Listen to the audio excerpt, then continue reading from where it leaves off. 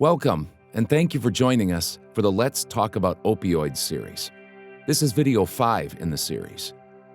In this video, we will talk about how you can lower your risk of dying from an overdose. We'll also talk about how you can keep other people safe by safely storing opioids and getting rid of them. In the first 4 videos, we talked about the dangers of using opioids. Now, remember, the only guaranteed way not to overdose is to not use drugs.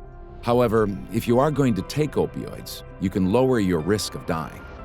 First, don't take opioids when you are alone. If you overdose and are unconscious, you will need another person to help you. And if you are alone when you overdose, you can die before someone can help you. Next, always have naloxone with you. Naloxone is a drug that can save your life if you overdose. It is important to keep naloxone in your pocket or somewhere on your body, and tell the people you are with that you have it in case something happens. We'll talk more about naloxone in the next video.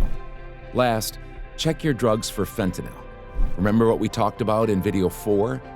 You never know what's in a drug you buy on the street. Many of the drugs you buy on the street are mixed with deadly amounts of fentanyl. Fentanyl testing strips can save your life if you use them correctly. You must understand the instructions well because you will use testing strips differently for different drugs. And most importantly, you must test each individual amount of drug you will take before you take it. If you buy pills on the street, you must crush and test each individual pill before you take it. Remember, it's impossible to mix fentanyl evenly. So if you test only some portions of a drug, you might end up taking a deadly amount of fentanyl in a portion you did not test. You can get fentanyl testing strips through a needle exchange program. You can also call 211 from any phone and ask where you can get them in your local community. Using fentanyl testing strips does take time and effort, but it can save your life if you buy a drug that is mixed with fentanyl. So, we've talked about ways you can lower your risk of dying when you use opioids. Now, let's talk about how you can keep other people safe. If you use opioids, you must make sure other people cannot get them. So never leave your opioids on countertops, tables, nightstands, in your bathroom, or in a medicine cabinet. Lock your opioids in a lockbox or locked drawer. If you cannot lock them away, put them in a high place where other people can't see them and children can't reach them. Keep all opioids away from children and pets. This is true for street drugs and prescription opioids from a doctor. Both are dangerous. If children and pets find opioids at home, they can accidentally swallow them and die. And don't forget about patches. Sadly, children have died after taking fentanyl patches out of the garbage and using them like stickers. Did you know most teens who use heroin started using opioid medicine they found at home?